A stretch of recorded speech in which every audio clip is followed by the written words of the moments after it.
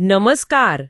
ગુજરાતના જૂનાગઢ પાસે આવેલા પવિત્ર ગિરનાર પર્વત વિશેની આજની આપણી આ ઊંડાણપૂર્વક ચર્ચામાં સ્વાગત છે. આપણને જે સ્ત્રોતો મળ્યા છે તેના આધારે આપણે આ અદ્ભુત સ્થળના આમ તો ઘણા બધા રંગો અને રહસ્યોને સમજવાની કોશિશ કરીશું. ગિરનાર એટલે એમ સમજો કે ખાલી એક પર્વત નથી. એ તો ઇતિહાસ, શ્રદ્ધા અને કુદરતનો એક અનોખો સંગમ છે. અને વિચારો તો ખરા, લગભગ 10,000 પગથિયાં છે, માઉન્ટ આબુ કરતાં પણ ઊંચું શિખર. ચાલો આની વધુ વાત કરીએ. શરૂઆત ક્યાંથી કરીશું? ઇતિહાસથી. હા, બરાબર. ઇતિહાસથી જ શરૂ કરીએ, કારણ કે ગિરનારનો ઇતિહાસ બહુ જ જૂનો અને સમૃદ્ધ છે. હા, મેં વાંચ્યું છે કે પેલી તળેટીમાં સમ્રાટ અશોકના શિલાલેખો છે. એ તો બહુ જ જૂના છે ને? બહુ જ જૂના, લગભગ 2200 વર્ષથી પણ વધારે. અને એ પણ પ્રાચીન બ્રાહ્મી લિપિમાં લખાયેલા. અને એમાં શું ખાસ વાત છે? એમાં અહિંસા અને ધાર્મિક સહિષ્ણુતાનો સંદેશ છે, જે અશોકના શાસનની ઓળખ છે. પણ રસપ્રદ વાત એ છે કે અહીં ખાલી અશોકના જ લેખ નથી. ઓ એમ? બીજા કોના છે? એ પછી લગભગ ઈસવીસન 200માં શકક્ષત્ર રુદ્રદમનનો સંસ્કૃતમાં લખાયેલો બહુ મોટો શિલાલેખ છે. અને પછી છેક 5મી સદીમાં ગુપ્ત સમ્રાટ સ્કંદગુપ્તનો લેખ પણ ત્યાં છે. વાહ! એટલે કે એક જ જગ્યાએ ત્રણ મોટા સામ્રાજ્યના નિશાન. હા, બિલકુલ. આ બતાવે છે કે ગિરનારનું મહત્વ કોઈ એક સમય માટે નહોતું. મૌર્ય હોય, શક હોય કે ગુપ્ત, બધા માટે આ સ્થળ અગત્યનું રહ્યું. કદાચ લશ્કરી રીતે, કદાચ ધાર્મિક રીતે. સમજાઈ ગયું. એટલે સત્તાઓ બદલાઈ પણ ગિરનારનું મહત્વ ટકી રહ્યું. અચ્છા, હવે થોડી ધાર્મિક વાત કરીએ, ખાસ કરીને જૈન ધર્મ સાથેના જોડાણની. હા, એ તો ગિરનારની મુખ્ય ઓળખ કહી શકાય. એવું કહેવાય છે ને કે 22મા તીર્થંકર ભગવાન નેમિનાથ, એમણે અહીં નિર્વાણ પામ્યું હતું. બિલકુલ. અને એટલે જ જૈનો માટે ગિરનાર એક અત્યંત પવિત્ર તીર્થધામ છે. દુનિયાભરમાંથી લોકો આવે છે. અને મંદિરો પણ ઘણા જૂના છે ત્યાં. હા, અહીં 11મી થી 15મી સદી દરમિયાન બંધાયેલા ભવ્ય મંદિરો છે. ખાસ કરીને નેમિનાથ ભગવાનનું મંદિર અને મલ્લીનાથ ભગવાનનું મંદિર. આ બધા મંદિરો મારું ગુર્જર સ્થાપત્ય શૈલીના ઉત્તમ ઉદાહરણ છે. એની કોતરણી, એનું શિલ્પકામ અદ્ભુત છે. પેલું વસ્તુપાળ તેજપાળનું નામ પણ જોડાયેલું છે ને આ મંદિરો સાથે? હા, ચોક્કસ. સોલંકી કાળના મહાન મંત્રીઓ વસ્તુપાળ અને તેજપાળે આ મંદિરોના નિર્માણમાં મોટો ફાળો આપ્યો હતો. ખરેખર એ કલાકારી જોવાની મજા આવે. પણ ગિરનાર ખાલી જૈનો માટે જ મહત્વનું નથી, બરાબર? હિન્દુઓ માટે પણ એટલું જ શ્રદ્ધાનું કેન્દ્ર છે. હા, ચોક્કસ.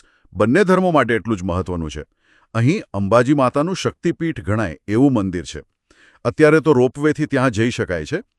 પછી સૌથી ઊંચું શિખર, જેને ગુરુ દત્તાત્રેય ટૂંક કહેવાય છે, ત્યાં ભગવાન દત્તાત્રેયની પાદુકા બિરાજમાન છે. લગભગ 3700 ફૂટની ઊંચાઈએ. બાપરે! ત્યાં સુધી ચડીને જવું પડે? હા, ત્યાં પગથિયા છે. એ સિવાય ગોરખનાથ ટૂંક છે, કાલિકા માતાનું સ્થાન છે, અને નીચે ભવનાથ મહાદેવનું મંદિર છે. ઓહ, પેલો ભવનાથનો મેળો, મહાશિવરાત્રિનો. હા, એ જ. એ ભવ્ય મેળો અને લીલી પરિક્રમા. 36 કિલોમીટરની પરિક્રમા થાય છે. લાખો લોકો જોડાય છે એમાં. એ ગિરનારની જીવંત ધાર્મિક પરંપરા છે. લાખો લોકો? એ માહોલ જ કંઈક અલગ હશે. સાચી વાત. અને આ બધું શું બતાવે છે? કે ગિરનાર એક અનોખું ધાર્મિક સંગમ સ્થાન છે. એક જ પહાડ પર જૈન ધર્મ, હિન્દુ ધર્મ અને ઇતિહાસમાં જોઈએ તો બૌદ્ધ ધર્મના પણ સંકેત મળે છે અશોકના લેખથી. આ સહઅસ્તિત્વનું ઉત્તમ ઉદાહરણ છે. બરાબર. હવે થોડી આધુનિક વાત પર આવીએ. પેલો રોપવે બન્યો છે, એનાથી તો ઘણો ફરક પડ્યો હશે ને? ઉડન ખટોલા. હા, ઘણો ફરક.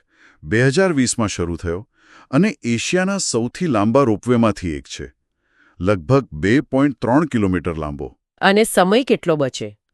પહેલા જે ચઢાણમાં 5-6 કલાક, ક્યારેક વધુ પણ લાગતા, એ હવે ખાલી 7-8 મિનિટમાં પૂરું થઈ જાય છે. ઓહો!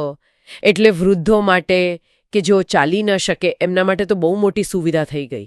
બહુ જ મોટી. માં અંબાજીના દર્શન હવે સરળ બન્યા છે. પણ હા, એની સાથે પર્યાવરણની જાળવણી અને સ્થળની પવિત્રતા ટકાવી રાખવાનો પડકાર પણ છે જ. એ વાત સાચી. અને પર્યાવરણની વાત નીકળી જ છે તો ગિરનાર વન્યજીવ અભયારણ્ય વિશે પણ કહેવું પડે. બિલકુલ. એને કેમ ભૂલાય? 2008માં એને અભયારણ્ય જાહેર કરાયો. લગભગ 180 ચોરસ કિલોમીટરમાં ફેલાયેલું છે. એ ગીરનો જ ભાગ ગણાય ને? હા, ટેકનિકલી ગીરના જંગલનો જ એક ભાગ છે, પણ એને અલગ સંરક્ષિત વિસ્તારનો દરજ્જો મળ્યો છે. અને જરૂરી પણ છે, કારણ કે અહીં એશિયાટિક સિંહોનો વસવાટ છે, દીપડા, સાબર, નીલગાય, રીંછ અને અસંખ્ય પ્રકારના પક્ષીઓ. જૈવ વિવિધતાથી ભરપૂર છે આખો વિસ્તાર. તો આ બધી વાત પરથી એમ કહી શકાય કે ગિરનાર એ ખાલી પથ્થરોનો પહાડ નથી. એ તો એક જીવંત વારસો છે જેમાં 2500 વર્ષનો ઇતિહાસ થપકે છે, જેમાં શ્રદ્ધા શ્વાસ લે છે, જૈન અને હિન્દુ બંને, અને જેમાં કુદરત પોતાના શ્રેષ્ઠ રૂપમાં જોવા મળે છે. બરાબર.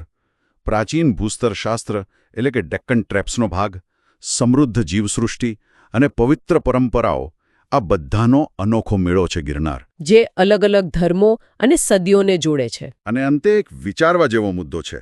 કેવી રીતે એક ભૌગોલિક રચના, મતલબ કે એક પર્વત, સમય જતાં આટલું શક્તિશાળી અને બહુસ્તરીય પ્રતીક બની જાય છે. હજારો વર્ષોથી એ લોકોને ખેંચતો આવ્યો છે, કોઈ શ્રદ્ધાથી, કોઈ ઇતિહાસ જાણવા, કોઈ પ્રકૃતિ માણવા. આ જે ગિરનારનું કાયમી આકર્ષણ છે, એ આપણને સ્થળ અને શ્રદ્ધા વચ્ચેના જે માનવીય સંબંધો છે એના વિશે શું નવું શીખવી જાય છે, એ વિચારવા જેવું છે.